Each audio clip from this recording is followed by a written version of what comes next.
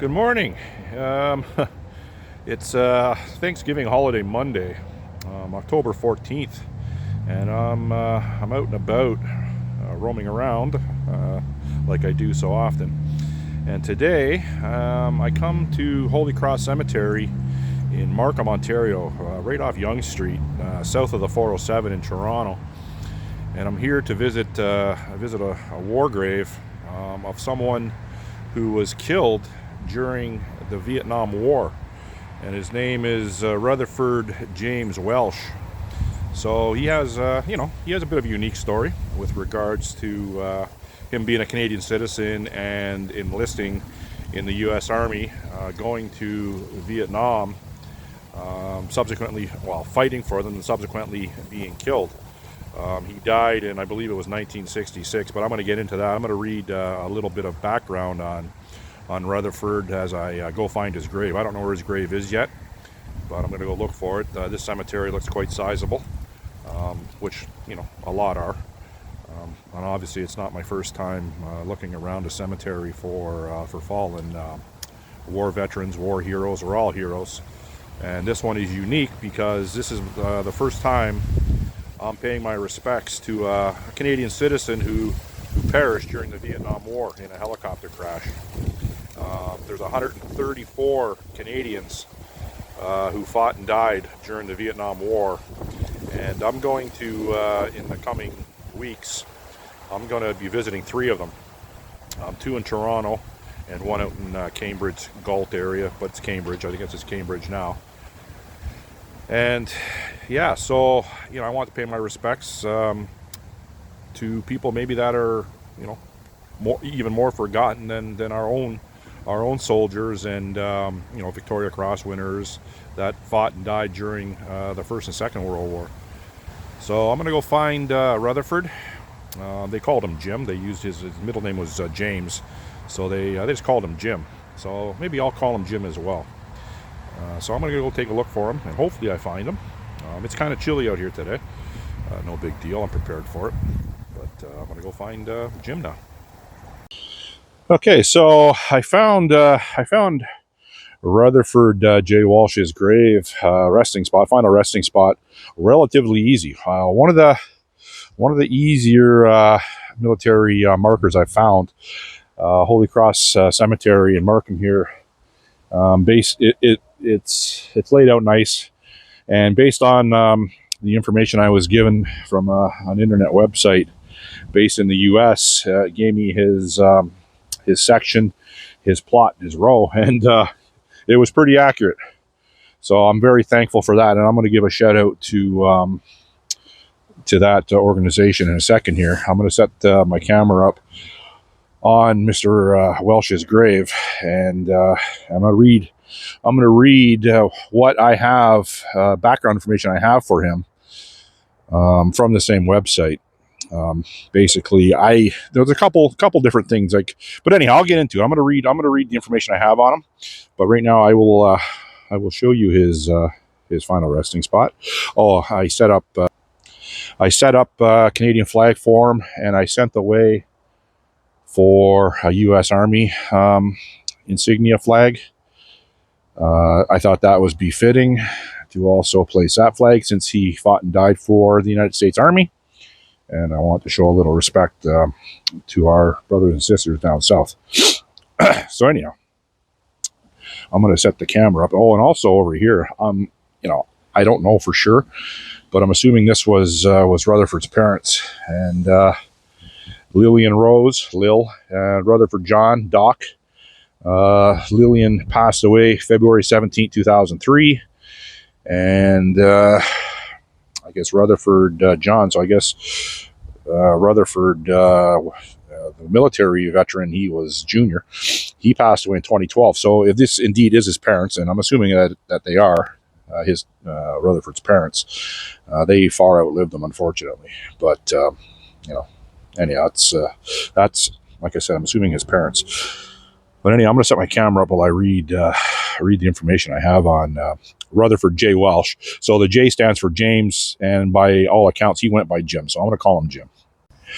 Okay, so I set up Rutherford's marker you're going to notice in the middle that's his name, and that name I sent away for. Like, it's windy out here today, so yeah, I don't know if that's going to cooperate. It is windy out here today, unfortunately. But what I did a little while ago for the three Vietnam veterans that I'm going to be visiting, I sent away for a rubbing from the Vietnam War Memorial in Washington, D.C., and I received all three now. So I can't thank the Vietnam Veterans Memorial enough for providing me with the actual rubbing from the Vietnam War Memorial in Washington, D.C. And I'm going to take this away because it's going to blow away. But if you're ever in Washington and you want to visit the Vietnam War Memorial, Rutherford is panel 9 East, line 82 of that memorial. So I'm not going to mention the other names, the other two names of the Vietnam veterans that I will be visiting. I will do that in a separate video, but I just like to again thank you, a huge thank you to the Vietnam Veterans Memorial Fund for sending me the rubbing for Rutherford James Welsh. Kind of unique. I don't know what I'm going to do with the rubbing yet. If there's any relatives that come across this video, I will be more than happy to send you this rubbing. That is not a problem. I don't know what, like I said, I don't know what I'm going to do with it yet, but I'm going to frame it, I would imagine, and maybe donate it to a local legion. I'm not sure yet. But having said that, I'm glad I have that. So now what I'm going to do, I'm going to read what I know about, or what has been provided to me from the internet with regards to Rutherford J Welsh. Now, his rank during the Vietnam War for the U.S. Army was warrant officer. So that's my understanding. I'm not ex-military, ex-police, anything like that. I'm just interested in a little bit of military history. And like I said earlier, it's Thanksgiving Monday in Toronto, Canada. So I thought I'd come out and say my thanks by coming to Rutherford's grave. I did clean it up a little bit. It was a little overgrown, but anyhow, yeah. So, Warrant Officer Welsh, his unit was the 82nd Aviation Battalion, 173rd Airborne Brigade. He was born June 9th, 1942, and he died July 27th, 1966. He's in he's in Section 8 of this cemetery, Holy Cross, Range 11, which is Row 11. So when you come in, it's right by the office. It's just east of the office. Like I said, it wasn't too hard to find. And he's grave number 37. So what I did, I counted 37 plots over from the road to my left, and I counted 11 rows up, and I was one row off. So it was pretty close. Okay, so now I'm going to read what happened on that fateful day when Rutherford, or Jim, came to his early demise. I'll read this here. Rutherford James, Jim in quotations, Welsh, was born on June 9, 1942 in Scarborough, Ontario, Canada. He was the son of Rutherford John Welsh and Lillian Rose River Welsh. Okay, so that just confirms that the marker to my right, to I guess it would be Jim's left, but right of his marker is his parents. Okay, so that's very nice. He's resting with his parents.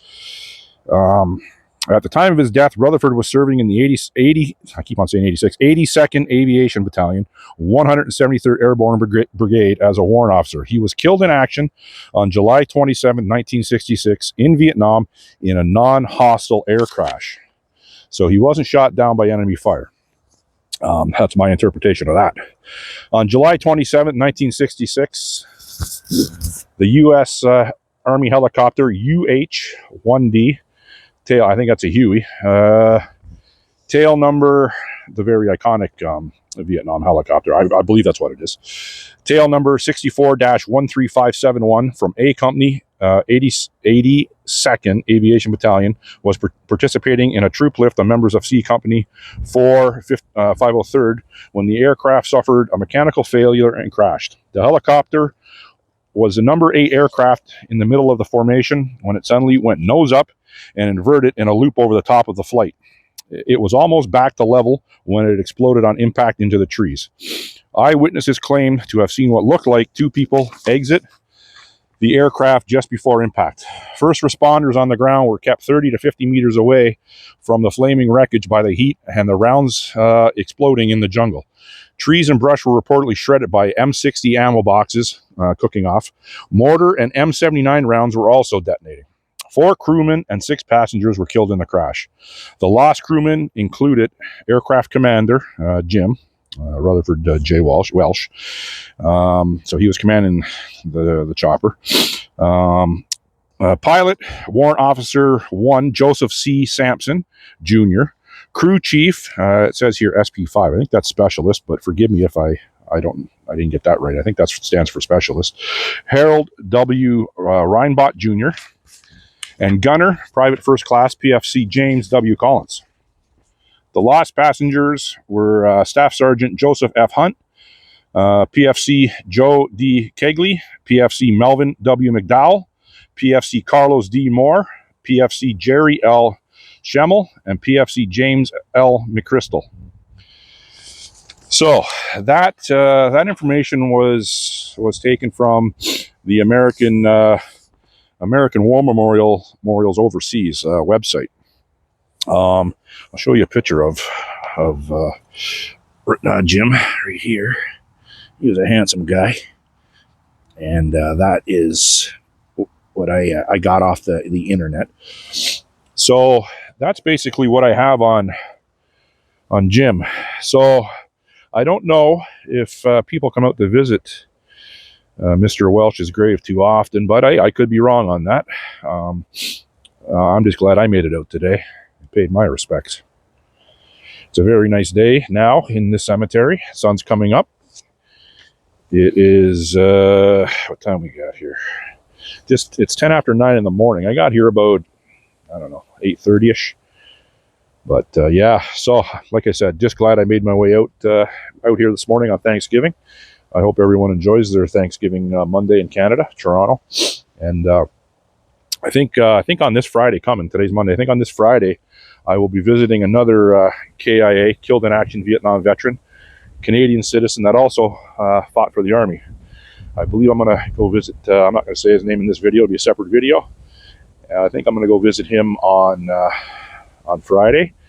Then there's one out in Guelph, like I said earlier. So then hopefully I make my way to Windsor to visit the Canadian Vietnam War Memorial in Windsor. And I can recognize all 3 of the names that I'm visiting on that memorial. And yeah, that, I'm not going to go down the rabbit hole with regards to trying to track down all 134 Canadians killed in the Vietnam War. Now, what I learned, I know very limited about the Korean War, but what I do know about the Korean War is between 25 and 30,000 Canadians served under the United Nations in the Korean War, with approximately 500 dying during that war conflict. That was the Korean War from between 1950 and 1953. Now, I'm not reading this is off the top of my head. Now, the Vietnam War, which I was kind of shocked to find out just recently, that between 30 and 40,000 Canadians, 30 and 40,000 Canadians served in the U.S. military to fight the communist Vietnamese. I did not know that there were so many. And like I said earlier, it's believed that 134 died. The good thing about the Vietnam War, as compared to World War I and World War II, the U.S. Army, I shouldn't say the U.S. Army, but the U.S. military, the different branches of the U.S. military always ensured that if they could bring the body or the remains back from the battlefield and give them proper burial in their home country, in this case Canada, which I would imagine back in the day when Rutherford Jim came back, there was a repatriation ceremony. I'm assuming that. I could be wrong, but I would like to believe that there was. And so that's very, very, very good that although the men and women made it back, well, no, the ones they could find. There was obviously MIAs and people unaccounted for, which is unfortunate, but that's war. But Jim here was one of the lucky ones, and he made it back to his country. And I also get questions like, a couple people have asked me, because I've discussed a couple times why I'm coming to these graves, not why I'm coming. People know me, know that I'm a military historian, somewhat. And the question is, like, why would Canadians volunteer to go fight in a violent conflict for another country in a far away land? And my simple, there's a couple different answers to that, in my opinion. One, it was the time. You take in consideration, the end of World War II was 1945. Jim here, like, he passed in 66, so that's only 21 years after the end of World War II. Number one, and back then, because Canada had such an instrumental role in World War I and World War II, it was not uncommon to still carry over those patriotic feelings from those wars. So I've already read the bios on the other two Vietnam KIAs that I'm going to go visit, and the common denominator, I would have to think it was that. It was patriotism. They wanted to stop, the perceived communism overtaking, Western ideologies.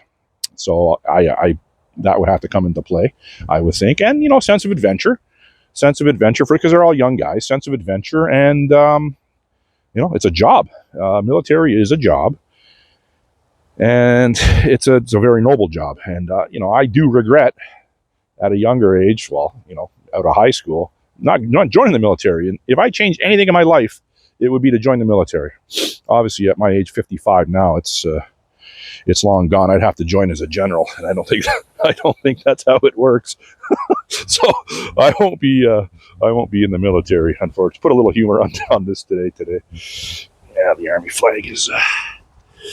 There you go. Looks kind of nice. I'm glad that I got the Army flag. It's not the Army flag insignia that I wanted, but this is the one I could get. When I visited James Dodds, he was a Medal of Honor recipient. I visited Mr. Dodds, I guess 3 months ago, and he's out near Cobourg, Ontario, and he's a Civil War Medal of Honor winner, and there's 7 Medal of Honor winners buried on Canadian soil, and I visited one, I believe, about 3 months ago, and I placed a Canadian flag for him. But when I was at his grave, they had a U.S. Army insignia flag there, and I looked for those in this size. Like, I've seen the insignia flags in 3 foot by 5 foot, but hey, I can't plant that at a cemetery. So, and I'm sure you could track those flags down. I think these are, I don't know, 5 by 7 inch flags, but I couldn't track them down. So if they're out there, I apologize for not getting one of those. But this is the closest U.S. Army flag I get, and I don't think there's anything wrong with it. It looks nice to me. But I'm rambling on now. I'm going to conclude this video. I'm just glad I made it out to see Rutherford James Welsh, and actually his parents too. So I'm glad to see his parents are resting with him, or he's resting with his parents. That concludes this video. Enjoy your Thanksgiving.